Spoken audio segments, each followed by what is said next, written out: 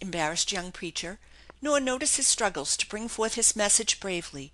He saw only the earnest-faced young teacher as she spoke the words of life to her boys, saw the young imp faces of her boys softened and touched by the story she told, saw that she really believed and felt every word she spoke, and knew that there was something in it all that he wanted.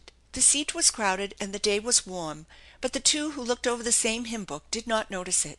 The soft air came in from the open window beside them, breathing sweet clover and wild honeysuckle, and the meadow larks sang their songs and made it seem just a little bit of heaven. Shirley's muslin frills trembled against Graham's hand as she reached to catch a fluttering leaf of the hymn book that the wind had caught. Once her hand had brushed the coat sleeve beside her as they turned the page, and she felt the soft texture of the fine dark blue goods with a pleasant sense of the beautiful and fitting.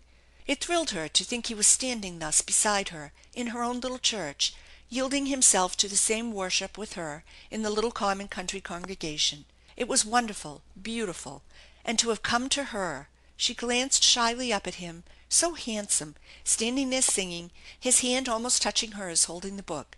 He felt her glance and answered it with a look and smile, their eyes holding each other for just the fraction of a second in which some inner thought was interchanged, some question asked and answered by the invisible flash of heartbeats, a mutual joining in the spiritual service, and then, half frightened, Shirley dropped her eyes to the page, and the soft roses stole into her cheeks again. She felt as if she had seen something in his eyes and acknowledged it in her own, as if she had inadvertently shown him her heart in that glance, and that heart of hers was leaping and bounding with an uncontrollable joy, while her conscience sought by every effort to get it in control.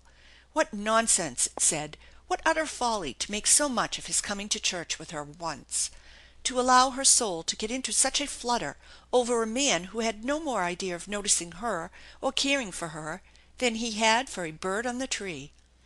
And with all the tumult in her heart she did not even see the envious glances of the village maidens, who stared and stared with all their might at the handsome man who came to church in an expensive car and brought the girl who lived in a barn. Shirley's social position went up several notches, and she never even knew it. In fact, she was becoming a great puzzle to the residents of Glenside. It was good to know that for once the shabby collection box of the little church was borne back to the altar laden with a goodly bill, put in with so little ostentation that one might have judged it but a penny, looking on, though even a penny would have made more noise in the unlined wood box. After the service was over, Graham went out with the children, while Shirley lingered to play over an accompaniment for a girl who was going to sing at the vesper service that afternoon. He piled all the children in the back seat of the car, put the boy he had promised a ride in the seat beside him, took a spin around the streets, and was back in front of the church by the time Shirley came out. Then that foolish heart of hers had to leap again at the thought that he had saved the front seat for her. The boy descended as if he had been caught up into heaven for a brief space and would never forget it the rest of his life.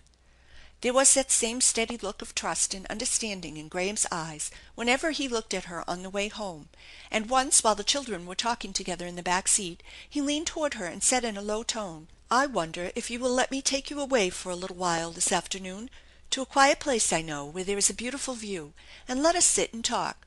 There are some things I want to ask you about what you said this morning. I was very much interested in it all, and I'm deeply grateful that you let me go. Now, will you go with me? I'll bring you back in time for the Christian Endeavor service, and you see in the meantime I'm inviting myself to dinner. Do you think your mother will object?" What was there for Shirley to do but accept this alluring invitation? She did not believe in going off on pleasure excursions on the Sabbath, but this request that she ride to a quiet place out of doors for a religious talk could not offend her strongest sense of what was right on the Sabbath day.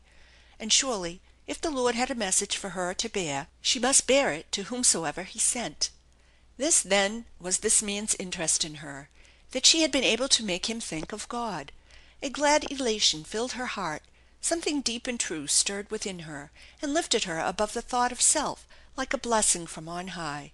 To be asked to bring light to a soul like this one, this was honor indeed. This was an answer to her prayer of the morning, that she might fulfill God's pleasure with the lesson of the day. The message then had reached his soul. It was enough. She would think no more of self. Yet, whenever she looked at him and met that smile again, she was thrilled with joy in spite of herself. At least there was a friendliness here beyond the common acquaintance, a a something that was true, deep, lasting, even though worlds should separate them in the future, a something built on a deep understanding, sympathy, and common interests. Well, so be it.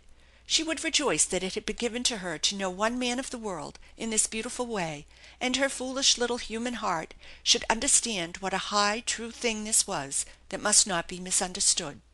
So she reasoned with herself, and watched him during the dinner among the children, out in the yard among the flowers and animals.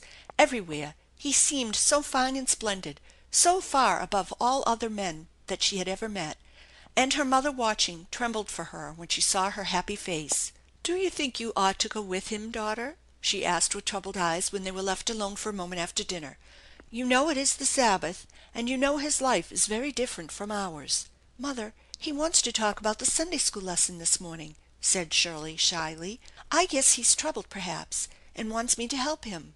I guess he has never thought much about religious things." " Well, daughter dear, be careful. Do all you can for him, of course, but remember, don't let your heart stray out of your keeping. He is very attractive, dear, and very unconventional for a wealthy man. I think he is true and wouldn't mean to trifle, but he wouldn't realize." " I know, mother. Don't you be afraid for me," said Shirley with a lofty look, half of exultation, half of proud self command. He took her to a mossy place beside a little stream, where the light filtered down through the lacy leaves flecking the bank, and braided golden currents in the water, with green and purple hazy hills in the distance, and just enough seclusion for a talk without being too far away from the world. " My little sister says that you people have a real God," he said when she was comfortably fixed with cushions from the car at her back against a tall tree trunk. " She says you seem to realize His presence. I don't know just how to say it, but I'd like to know if this is so. I'd like to know what makes you different from other girls, and your home different from most of the homes I know. I'd like to know if I may have it too." That was the beginning. Shirley, shy as a bird at first, having never spoken on such subjects except to children, yet being well versed in the Scriptures, and feeling her faith with every atom of her being, drew out her little Bible that she had slipped into her pocket when they started, and plunged into the great subject. Never had preacher more earnest listener, or more lovely temple in which to preach. And if sometimes the young man's thoughts for a few moments strayed from the subject to rest his eyes in tenderness upon the lovely face of the young teacher, and longed to draw her into his arms and claim her for his own, he might well have been forgiven. For Shirley was very fair, with the light of other worlds in her face, her eyes all sparkling with her eagerness, her lips aglow with words that seemed to be given her for the occasion. She taught him simply, not trying to go into deep arguments, but urging the only way she knew, the way of taking Christ's promise on its face value, the way of being willing to do His will, trusting it to Him to reveal Himself, and the truth of the doctrine, and make the believer sure. They talked until the sun sank low, and the calling of the wood birds warned them that the Endeavor hour was near. Before they left the place he asked her for the little Bible, and she laid it in his hand with joy that he wanted it, that she was chosen to give him a gift so precious.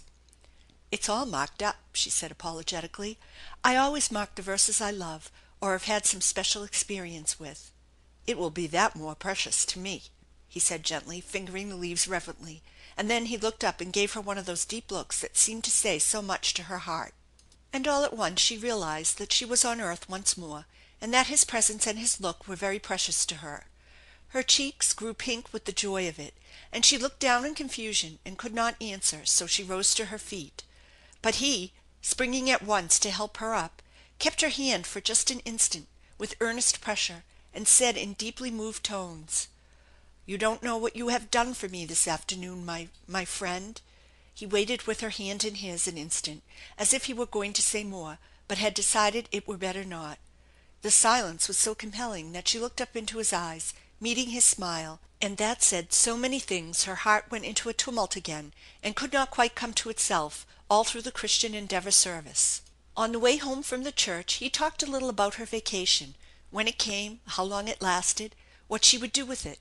Just as they reached home he said: "I hope you will pray for me, my friend." There was something wonderful in the way he said that word friend. It thrilled her through and through as she stood beside the road and watched him speed away into the evening. my friend